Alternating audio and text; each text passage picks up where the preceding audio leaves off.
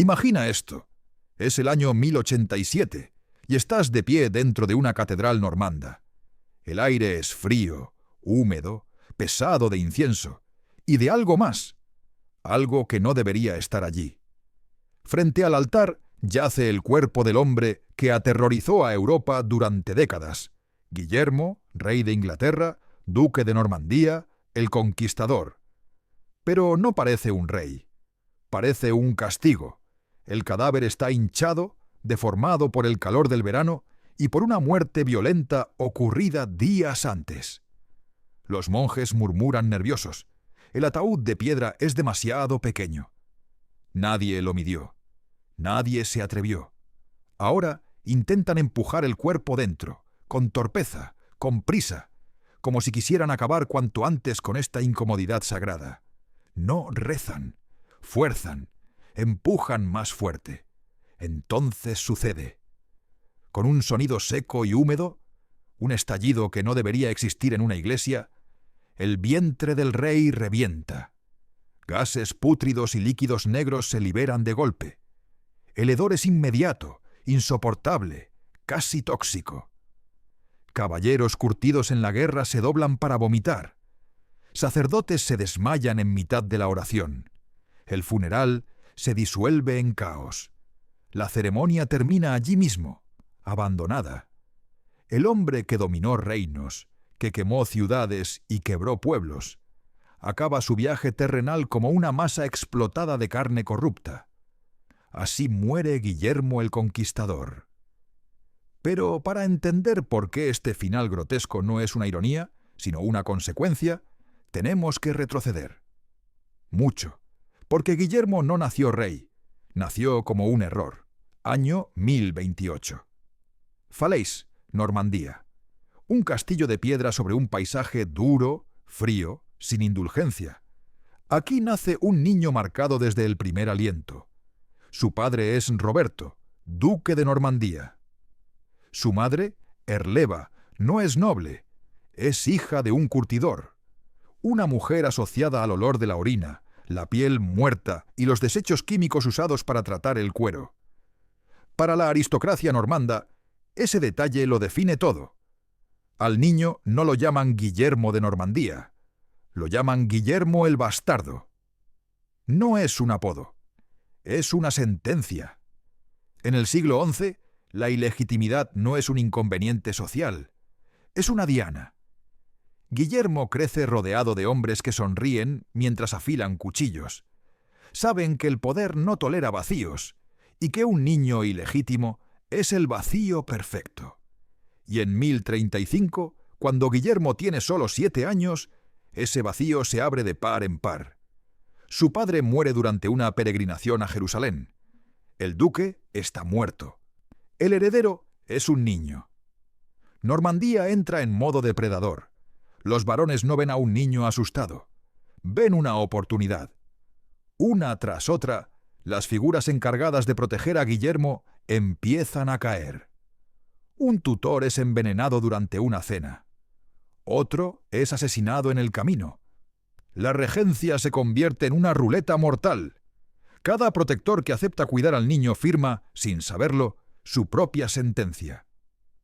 Pero el momento que define a Guillermo no ocurre en una sala del trono ni en un campo de batalla. Ocurre de noche, en su dormitorio. Guillermo duerme. Es un niño. Afuera, pasos suaves sobre el suelo de madera. Su mayordomo y guardián, Osbern, escucha el crujido y entiende al instante. No grita, no corre. Se lanza sobre el cuerpo del niño para cubrirlo. Las cuchillas caen. Osbern muere degollado sobre la cama. La sangre caliente empapa al niño. Guillermo despierta gritando, cubierto por la sangre del último hombre que lo amaba lo suficiente como para morir por él. Los asesinos huyen. El niño sobrevive. Esa noche algo se rompe para siempre. A partir de entonces, Guillermo vive como una sombra. Esconde su existencia en chozas de campesinos. Cambia de refugio cada noche. Aprende a no confiar, a no dormir profundamente, a no creer en promesas. Aprende una lección fundamental. En este mundo, el amor no protege. La ley no protege, solo el poder protege. Para cuando cumple 15 años, el niño ha desaparecido. En su lugar emerge un joven endurecido, silencioso, peligrosamente enfocado. Ya no huye, ataca. En 1047, en la batalla de Vallès-Dunes, Guillermo enfrenta una rebelión abierta de los varones normandos. No dirige desde atrás, lucha al frente, espada en mano, mata, ve morir, gana. La victoria consolida su autoridad, pero Guillermo entiende algo crucial. Ganar no es suficiente. Gobernar requiere miedo. Poco después, la ciudad de Alençon se rebela.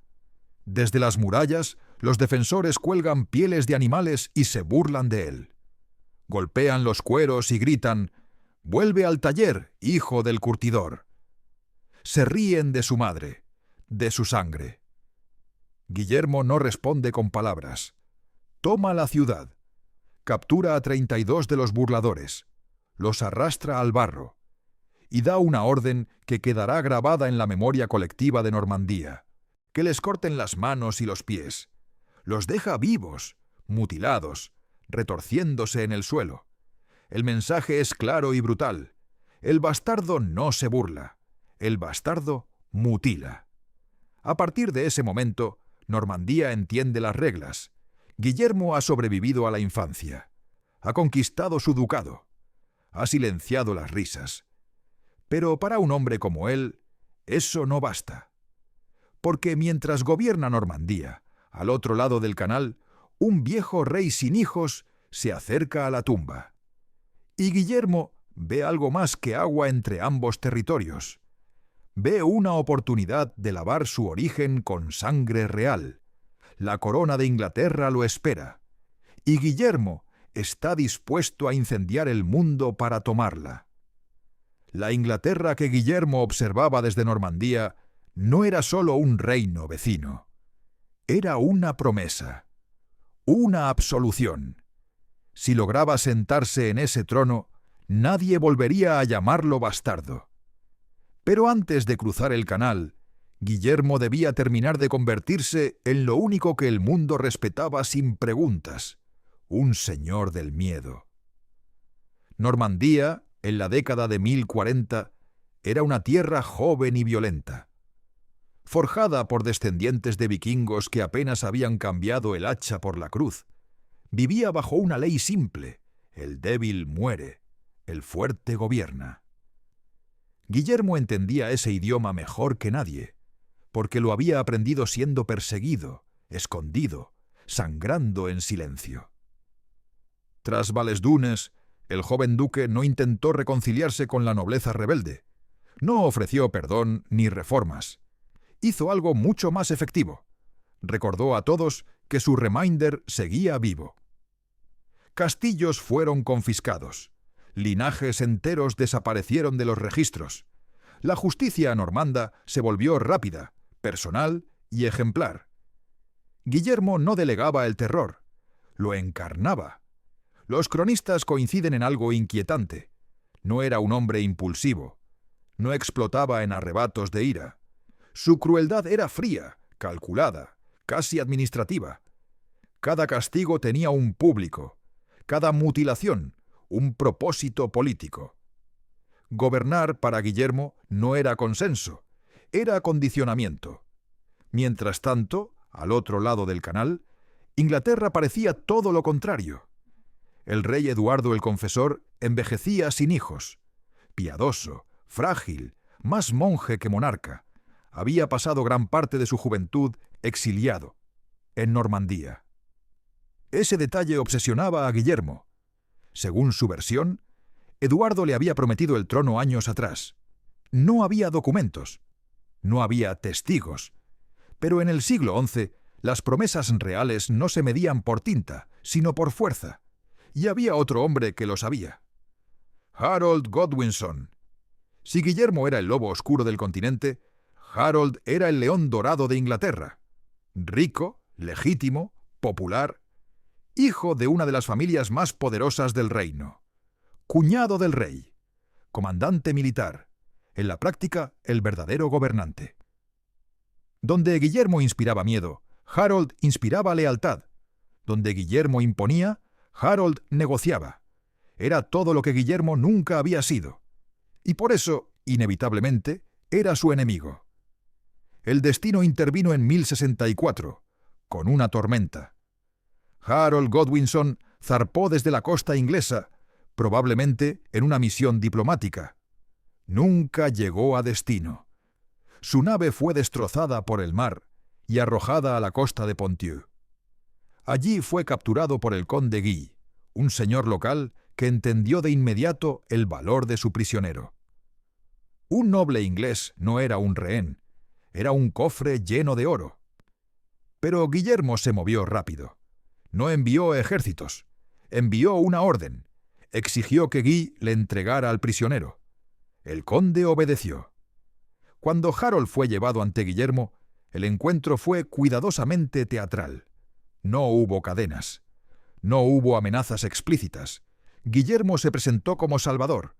Pagó el rescate. Le dio ropa fina, caballos, armas.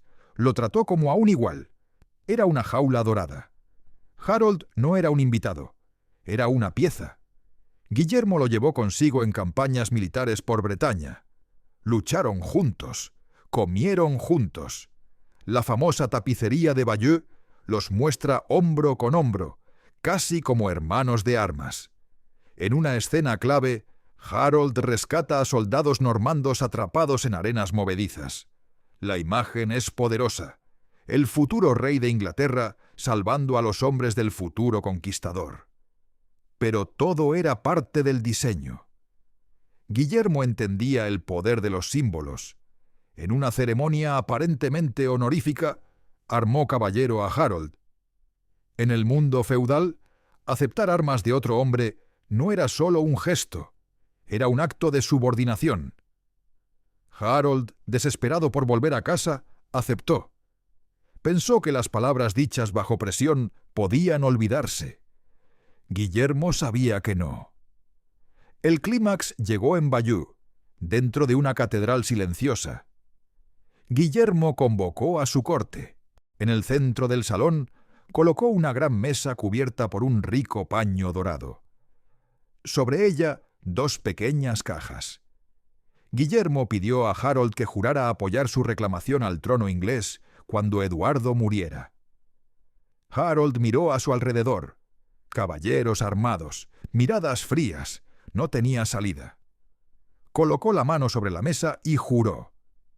Entonces Guillermo retiró el paño. La mesa era un enorme cofre repleto de reliquias, huesos de santos, restos sagrados, objetos venerados. Harold no había jurado sobre una Biblia común. Había jurado sobre un altar portátil de santidad concentrada. En el siglo XI, romper ese juramento no era solo traición política, era condena eterna. Harold palideció. Lo entendió demasiado tarde. Guillermo sonrió. No dijo nada más. Lo dejó marchar. Incluso lo cargó de regalos, porque ya no necesitaba retenerlo. La trampa estaba armada. Harold haría exactamente lo que Guillermo esperaba. Volvería a Inglaterra, rompería el juramento y tomaría la corona. Y cuando eso ocurriera, Guillermo no sería un invasor. Sería el ejecutor de la voluntad de Dios. El bastardo había encontrado su legitimidad. Y ahora solo quedaba esperar a que muriera un rey. Enero de 1066. El rey Eduardo el Confesor muere en Londres, silenciosamente, sin hijos y sin una orden clara escrita con tinta. Pero el poder no espera a que la tinta se seque. El mismo día de su muerte, el Witan, el Consejo de Nobles ingleses, se reúne y toma una decisión rápida, casi instintiva. Coronan a Harold Godwinson. Para los ingleses, la elección es lógica. Harold es fuerte, legítimo, experimentado. Ha defendido el reino durante años. Habla su lengua. Conoce sus leyes. No es un extranjero con promesas vagas hechas al otro lado del mar. Cuando Harold acepta la corona, no lo hace como un usurpador en sus propios ojos, sino como un guardián del orden. Pero a través del canal, En Normandía, esa misma escena se interpreta de otra manera. Guillermo recibe la noticia mientras caza. No grita, no rompe nada. Regresa a su castillo, se sienta en un banco y cubre su rostro con el manto. Permanece inmóvil durante horas. No es dolor lo que siente, es cálculo. El juramento se ha roto. El bastardo ya no es un ambicioso duque soñando con una corona extranjera. Ahora es el instrumento de la justicia divina. En el mundo medieval, un juramento hecho sobre reliquias sagradas no era simbólico, era vinculante ante Dios. Harold, al aceptar la corona inglesa, no solo traicionó a Guillermo, traicionó al cielo. Y eso lo transformó, a ojos de Europa cristiana, en algo mucho peor que un rival político, un perjuro. Guillermo entendió el valor de esa palabra. No convocó a la guerra de inmediato, convocó a la legitimidad. Envió emisarios por toda Europa difundiendo una historia simple y poderosa. El duque de Normandía había sido engañado, burlado por un hombre que había jurado lealtad sobre los huesos de santos, y luego había robado una corona. No pedía apoyo para una invasión. Pedía apoyo para un castigo. La respuesta más importante vino de Roma. Guillermo envió un embajador al Papa Alejandro II. No fue con amenazas ni con oro, al menos no abiertamente, sino con argumentos morales. Harold era un mentiroso, un usurpador, un rey ilegítimo que había desobedecido un juramento sagrado. La Iglesia, siempre atenta a ampliar su influencia sobre Inglaterra, escuchó con interés. El Papa respondió con un gesto que lo cambió todo. Envió a Guillermo un estandarte papal y un anillo que contenía un cabello de San Pedro. Con eso, la invasión dejó de ser una ambición personal. Se convirtió en una guerra santa. Los hombres comenzaron a llegar de todas partes: Bretaña, Flandes, incluso del sur de Italia. No todos venían por fe. Muchos venían por tierra, por títulos, por botín. Guillermo les ofreció lo que ningún rey podía prometer legalmente: Inglaterra entera como empresa compartida. Invertían barcos y espadas ahora y cobrarían castillos después. Era una invasión, organizada como un negocio. Pero había un problema que ningún juramento ni bendición podía controlar: el viento. Durante semanas, la flota normanda permaneció inmóvil en la costa. El viento soplaba del norte, empujando cualquier nave hacia el desastre. Los soldados esperaban, se aburrían. Enfermedades comenzaron a aparecer. Los suministros se agotaban antes de zarpar. Algunos desertaban. Los rumores crecían. ¿Y si Dios había cambiado de opinión? Como si fuera una señal, en abril de ese mismo año, un objeto aterrador había cruzado el cielo: el cometa Halley. Para muchos era un presagio. Para los ingleses advertía desastre para los invasores. Para los normandos comenzaba a aparecer una maldición. Guillermo observaba el mar día tras día. Sabía que si hubiera partido en verano, habría encontrado a Harold preparado, con su ejército fresco, protegiendo la costa sur. El retraso era fatal, y entonces el destino intervino de la forma más cruel y perfecta posible. Mientras Guillermo maldecía el viento del norte, ese mismo viento empujaba otra flota hacia Inglaterra. 3 días después de que Harold Godwinson fuera coronado rey, otra corona comenzó a moverse hacia él desde el norte. 300 naves vikingas entraron por el Humber. Al frente iba un hombre que hacía que Guillermo pareciera joven e inexperto: Harald Hardrada, rey de Noruega, el último vikingo. A su lado, un rostro familiar: Tostig Godwinson, hermano exiliado y lleno de odio. No era solo una invasión extranjera, era una traición familiar. Cuando la noticia llegó a Londres, Harold sintió el golpe como una bofetada. Había pasado todo el verano vigilando el sur. Había agotado a su ejército. Y ahora, El enemigo había llegado por el norte. Tenía que elegir: defender el sur o salvar el norte.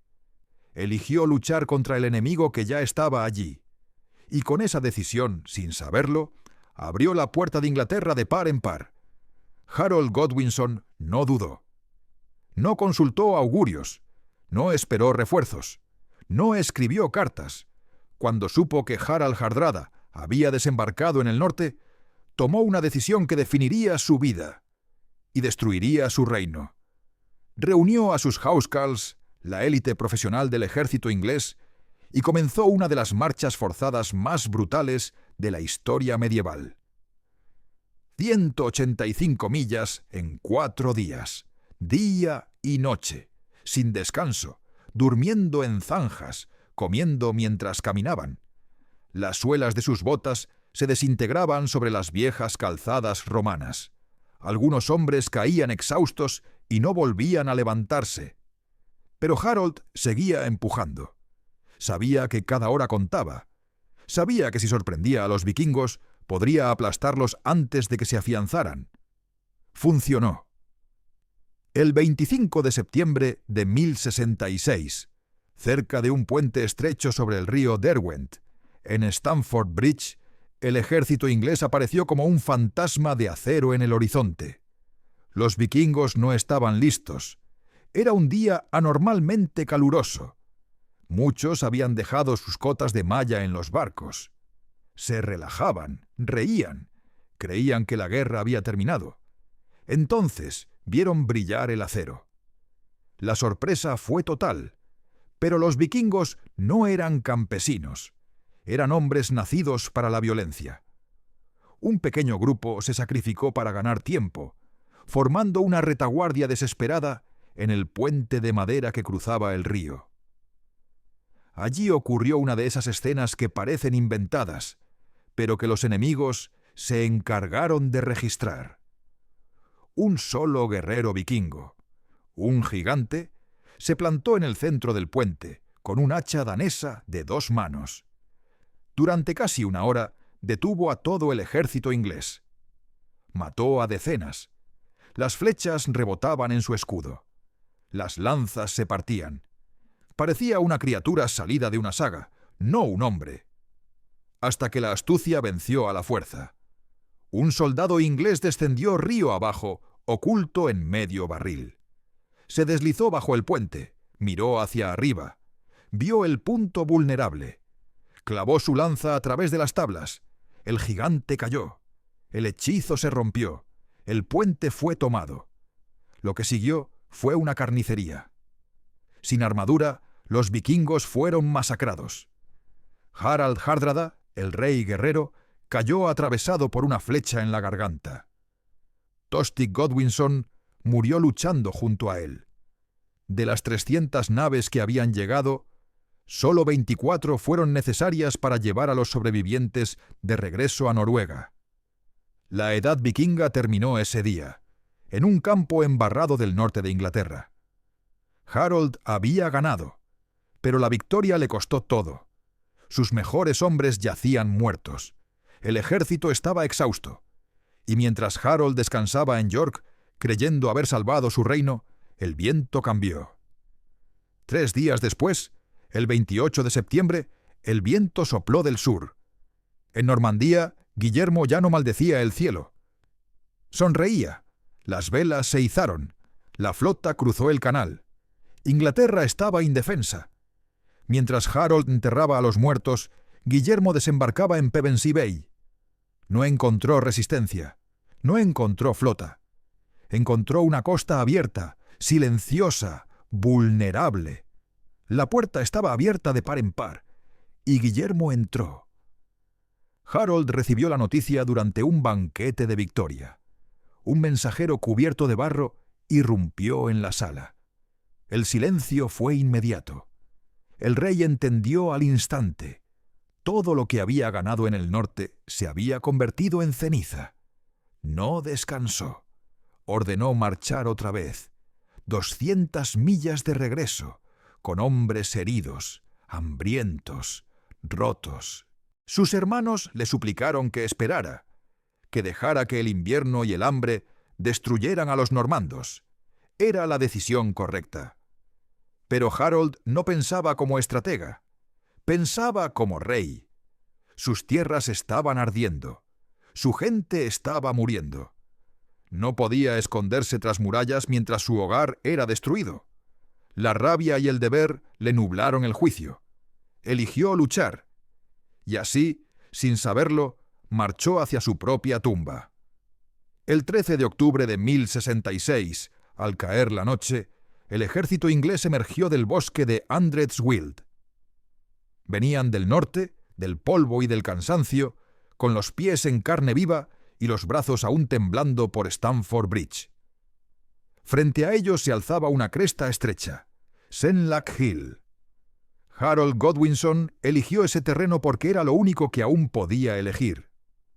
Allí se detuvieron. Al amanecer del día siguiente, la colina se convirtió en una muralla viva. Unos 7.000 hombres, hombro con hombro, formaron la línea. En la primera fila, los housecarls, veteranos profesionales, empuñaban el arma más temida de Europa, el hacha danesa de 2 manos. Detrás, los fyrd, campesinos llamados a filas, sostenían escudos de madera, nervios tensos, respiración contenida. No había caballería inglesa. No la necesitaban. Su plan era simple y antiguo: resistir. Abajo, en el valle, Guillermo organizaba su ejército en 3 alas: bretones a la izquierda, franceses y flamencos a la derecha, normandos en el centro. Colgaba del cuello sus reliquias sagradas, montaba un caballo negro, miraba la colina sabiendo que, si no la rompía, todo su proyecto moriría allí. Antes de que volara la primera flecha, ocurrió algo extraño. Un juglar normando, Taillefer, cabalgó hacia la línea inglesa cantando la chanson de Roland. Lanzaba su espada al aire y la atrapaba por la empuñadura. Era un desafío y un presagio. Cargó solo, mató a un hombre y cayó despedazado. La guerra comenzó, los arqueros normandos dispararon, las flechas subieron y cayeron sin fuerza. Disparar cuesta arriba robaba energía. Rebotaban en los escudos o pasaban de largo. La muralla no se movió. Los ingleses golpearon sus escudos y se burlaron. Guillermo ordenó avanzar a la infantería. Subieron resbalando por el barro. A mitad de la pendiente, los ingleses respondieron con jabalinas, hachas arrojadizas y piedras atadas a palos. La línea normanda se rompió y retrocedió, dejando un reguero de muertos. Entonces entró el arma decisiva de la época, la caballería pesada. Los caballeros cargaron. El suelo tembló. Pero los caballos, al chocar con una masa compacta de escudos, se detuvieron. Reculaban, se encabritaban, y ahí los housecarls avanzaron un paso. Las hachas cayeron. Cortaron cotas de malla. Abrieron cráneos. Segaron cuellos de caballo. El valle se volvió un matadero. Hora tras hora, Guillermo lanzó hombres. Y hora tras hora, la colina resistió. Hasta que el ala izquierda normanda se quebró. Los bretones huyeron colina abajo. Los ingleses, viendo la retirada, gritaron de victoria y rompieron la formación para perseguirlos. En ese instante, el rumor se propagó entre los normandos. Guillermo ha muerto. El pánico se extendió. El ejército empezó a deshacerse. La invasión estuvo a segundos del colapso. Guillermo vio el abismo abrirse. Y entonces hizo lo impensable. Se arrancó el casco en medio del combate. Cabalgó entre sus hombres mostrando el rostro, golpeando con la espada plana, gritando por encima del caos: «¡Miradme! ¡Estoy vivo! Y por la gracia de Dios, venceré». La marea se detuvo. El miedo se convirtió en vergüenza. La huida, en furia. Guillermo no solo salvó el día. Aprendió la lección. Los ingleses eran invencibles mientras permanecieran inmóviles. Pero tenían una debilidad fatal: la tentación de perseguir al enemigo que huye. Así nació la maniobra que decidiría la batalla. La retirada fingida. Guillermo ordenó a la caballería cargar, chocar y huir deliberadamente. Los ingleses mordieron el anzuelo. Bajaron la colina. Se estiraron. Perdieron cohesión. Entonces los normandos giraron. La caza se invirtió. Los hombres sin escudos cerrados fueron arrollados y masacrados. Guillermo repitió la táctica. Una vez, 2 veces.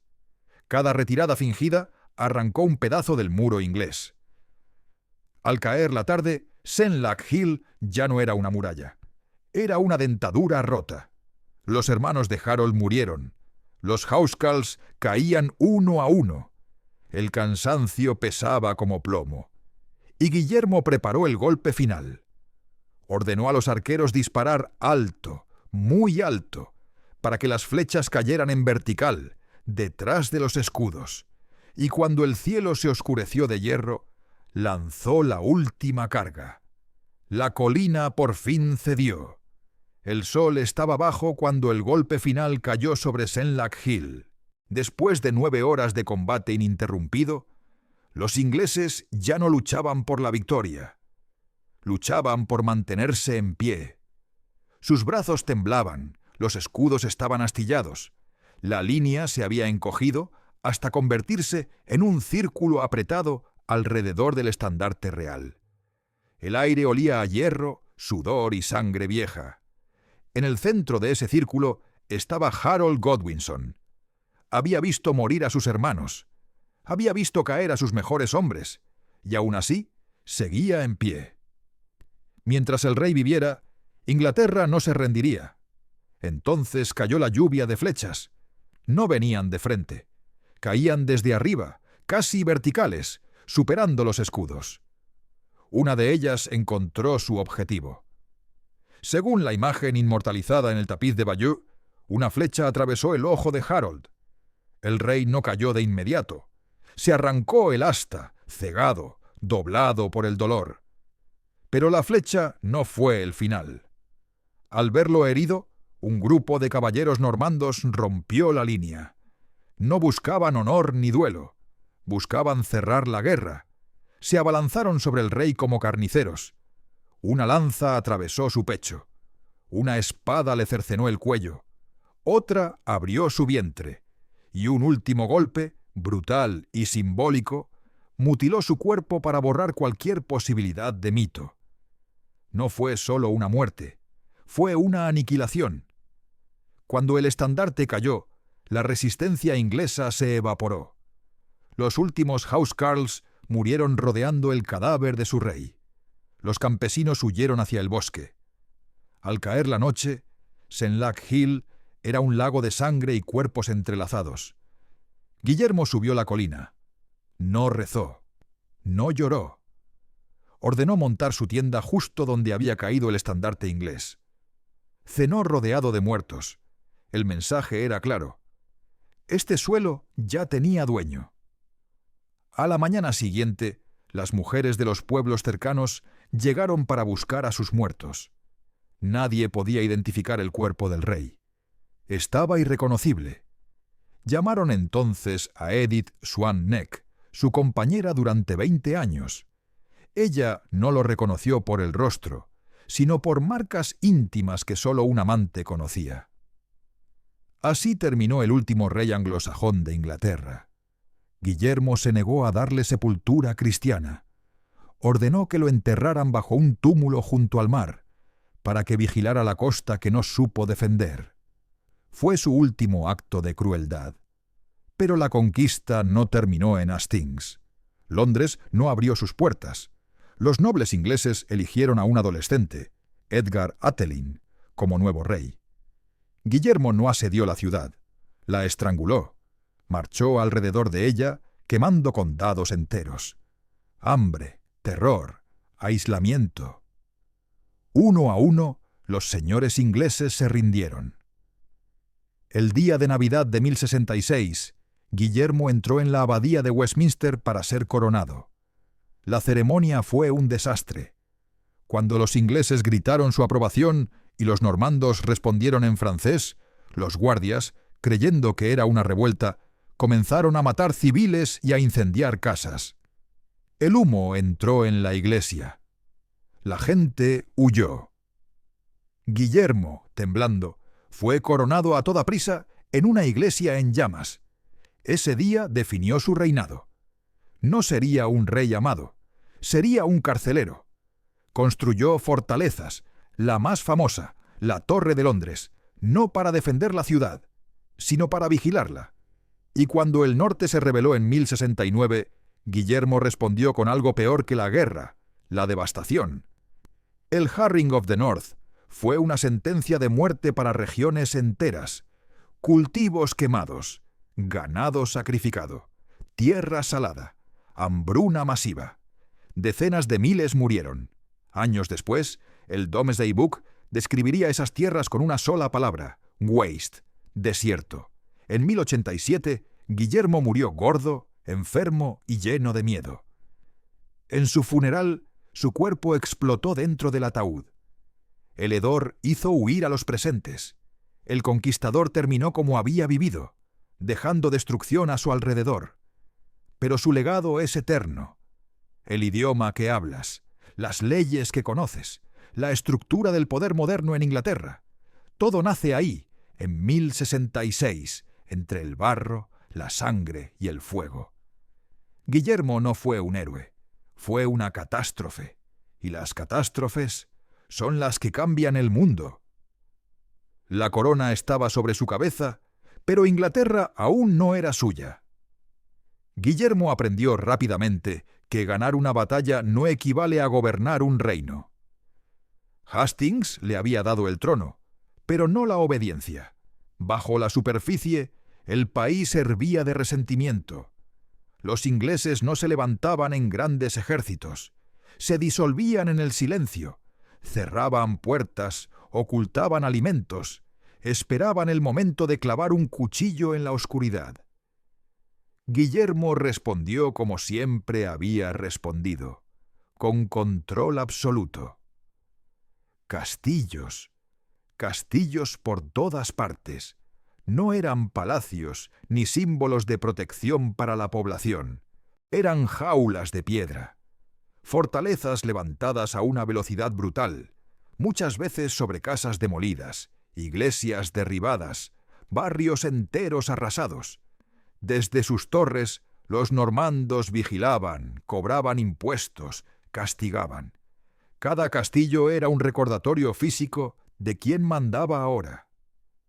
La Torre de Londres fue el ejemplo supremo. No se erigió para defender Inglaterra de enemigos externos, sino para defender al rey de los ingleses. Una daga de piedra clavada en el corazón de la ciudad. Pero el sur no era el verdadero problema. El norte de Inglaterra siempre había sido diferente, más independiente, más cercano culturalmente a Escandinavia. Allí, los normandos eran odiados con una intensidad especial. En 1069, ese odio explotó. York se alzó. Los rebeldes masacraron a la guarnición normanda, y como si fuera una pesadilla que regresaba del pasado, una flota danesa apareció en la costa para apoyar la revuelta. Por un instante, pareció que el mundo vikingo, que había muerto en Stamford Bridge, estaba resucitando para vengarse. Guillermo no lo vio como una rebelión, lo vio como una traición imperdonable. Marchó hacia el norte, pero no para luchar una guerra convencional. Esta vez no buscaba victoria militar, buscaba obediencia eterna. Lo que siguió fue el Harrying of the North. No fue una campaña, fue una ejecución regional. Guillermo dividió su ejército en pequeñas unidades móviles y las soltó sobre Yorkshire, Durham y Cheshire. Sus órdenes eran claras, simples y monstruosas. Destruir todo lo que permitiera la vida. Quemaron cosechas antes de la recolección. Mataron ganado. Rompieron herramientas. Derribaron molinos. Salaron la tierra. Aldeas enteras desaparecieron del mapa. No se trataba de castigar rebeldes. Se trataba de hacer imposible la supervivencia. El invierno llegó. Y con él, el hambre. Los cronistas describen caminos cubiertos de cadáveres que nadie podía enterrar, familias enteras muriendo en sus chozas, supervivientes comiendo gatos, perros, caballos. Algunos textos escritos con vergüenza incluso insinúan canibalismo. ¿No por maldad? ¿Por desesperación? Decenas de miles murieron. Cuando, años después, se redactó el Domesday Book, el gran censo de Inglaterra, muchas aldeas del norte no tenían descripción. Solo una palabra: waste, tierra muerta. Guillermo había ganado, pero había ganado como solo él sabía hacerlo, destruyendo cualquier alternativa. A partir de ese momento, el poder normando se volvió total. La antigua aristocracia anglosajona fue barrida. Más del 90% de la tierra pasó a manos de nobles francófonos. El idioma del poder cambió. Las leyes, los tribunales, la administración, todo fue reescrito.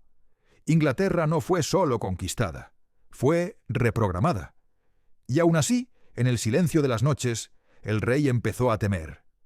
En 1085 ordenó el censo más exhaustivo que Europa había visto jamás. Quería saber quién poseía cada buey, cada cerdo, cada campo. No por curiosidad, por control. El resultado fue el Domesday Book, un documento tan minucioso que los ingleses lo compararon con el juicio final. Nada escapaba a él. Ni siquiera el rey escapó a su propia conciencia. En 1087, Guillermo estaba muriendo. Gordo, enfermo, con órganos destrozados tras caer de su caballo durante otra quema más. En su lecho, el hombre de hierro se resquebrajó. Confesó su culpa. Admitió la severidad desmedida. Ordenó liberar prisioneros. Donó riquezas a la Iglesia, intentando comprar un perdón que ya sabía inalcanzable. Cuando murió, sus sirvientes huyeron robándolo todo. Su cuerpo quedó desnudo en el suelo. Y en su funeral, como al inicio de esta historia, el cadáver explotó dentro del ataúd, llenando la iglesia de un hedor insoportable. Los presentes huyeron. El conquistador terminó solo, corrupto, abandonado. Pero su sombra permanece. Si hablas inglés, vives en el mundo que Guillermo creó. Un mundo nacido no del consenso, sino del miedo. No de la unidad, sino de la dominación. Y esa es la última verdad de 1066. No fue una fecha heroica. Fue una herida. El cuerpo de Guillermo fue enterrado, pero su obra nunca descansó. El hedor de su cadáver explotando en la abadía no fue un accidente grotesco del destino. Fue una metáfora perfecta. El hombre que había gobernado mediante la presión, el miedo y la violencia terminó de la única forma coherente con su vida, descomponiéndose ante todos, sin gloria, sin solemnidad, sin control. Y sin embargo, Inglaterra ya no podía volver atrás. La conquista normanda no fue simplemente un cambio de rey. Fue una cirugía brutal que alteró para siempre la estructura interna del país. Bajo Guillermo, Inglaterra dejó de ser un reino anglosajón para convertirse en una extensión del mundo continental europeo. La lengua del poder cambió primero. En los salones, tribunales y castillos, el francés normando reemplazó al inglés antiguo. Los campesinos cuidaban caus, pero los señores comían beef. Criaban ovejas, pero servían cordero. La comida del pueblo conservó palabras anglosajonas. El banquete de la élite adoptó vocabulario francés. Incluso hoy, 1000 años después, esa división sigue viva en cada frase que pronunciamos. La ley también cambió. Guillermo no confiaba en tradiciones orales ni en juramentos comunitarios. Trajo consigo un sistema centralizado, escrito, frío. El rey ya no era solo un líder guerrero, era el dueño legal de toda la tierra. Nadie poseía nada sin su permiso. Todo fluía hacia arriba. Todo dependía de él. Los castillos se multiplicaron como cicatrices. Motte and Bailey, torres de piedra, fortalezas sobre colinas estratégicas. No eran símbolos de protección. eran recordatorios permanentes de derrota. Donde antes había asambleas locales, ahora había guarniciones extranjeras. Donde antes se debatía, ahora se obedecía. El antiguo orden murió en silencio.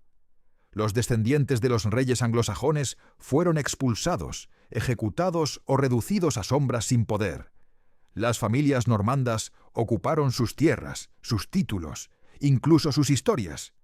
Inglaterra fue conquistada no solo militarmente, sino culturalmente, psicológicamente, administrativamente. Y Guillermo lo sabía. Por eso ordenó el Domesday Book. No fue un simple censo, fue una declaración final. Todo está contado, todo está medido, todo me pertenece. Para el campesino inglés no había escapatoria. Para el rey no había incertidumbre. Pero el precio fue inmenso. La violencia que Guillermo desató, especialmente en el norte, dejó una cicatriz demográfica que tardó generaciones en sanar. Zonas enteras quedaron despobladas, comunidades destruidas sin que quedara memoria de ellas, salvo una palabra seca en un registro. Waste, desierto. En sus últimos días, Guillermo entendió algo que nunca admitió en vida. El miedo puede conquistar un reino, pero nunca puede amarle. Gobernó Inglaterra, sí, pero jamás fue inglés. Nunca fue aceptado, solo tolerado. Cuando cerró los ojos por última vez, el bastardo de Falaise seguía siendo exactamente eso. Un hombre que tuvo que arrancar legitimidad con las manos manchadas de sangre porque nunca se la concedieron. Y aún así, el mundo moderno nació de esa violencia. Sin 1066 no existiría el inglés como lo conocemos. No existiría el sistema legal que dio forma a Occidente. No existiría la Inglaterra que luego construiría imperios, parlamentos y revoluciones. Guillermo no fue un héroe, no fue un villano sencillo, fue una catástrofe creadora. Un hombre que demostró la lección más oscura de la historia. La legitimidad no se hereda, no se pide, se impone.